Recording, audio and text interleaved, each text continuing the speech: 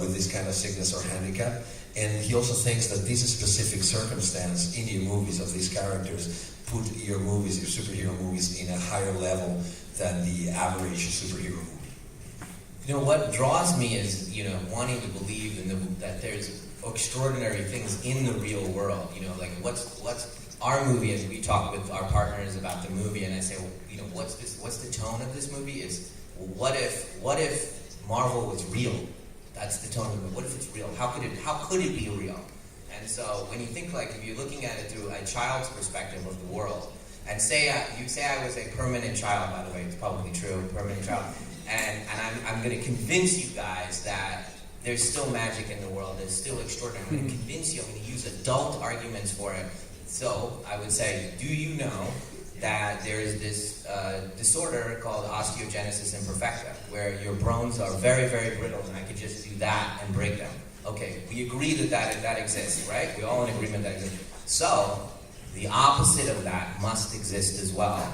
And so that person doesn't know it. They've been in a car accident and didn't get hurt, and they got lucky, and they've never broken a bone, and they've never actually got damaged. Well, because the density of their bones are different and all, but so they're kind of a real life superhero, right? So, and that's exactly how Elijah thought, was, wow, if someone like me exists, the opposite of me must exist. And wow, that's almost like what they draw comic books about, right? That guy wouldn't know who he was, wouldn't know that he could do these things. He just never gets hurt, right? So it's not extraordinary to him.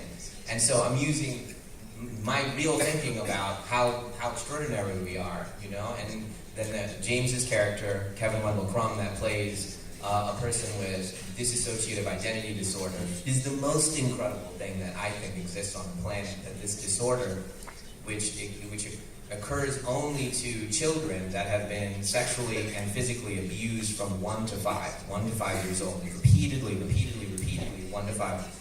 Some of those children can develop the ability to start over, start a new identity in every possible way. And not like I'm just changing personalities, 100% believe it in their souls. A new human being exists, a new soul exists, and their body responds accordingly.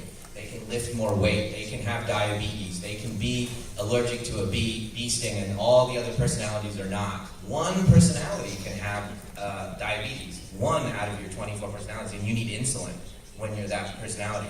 And that's an extreme extension of when we get anxious, our blood pressure goes up. It's a connection on that continuum between our mind and our body, but a superhero level of that. That he can believe that he's strong enough to crush this or do that, and you can, to the limits of a human body, but to the far, far limits of it.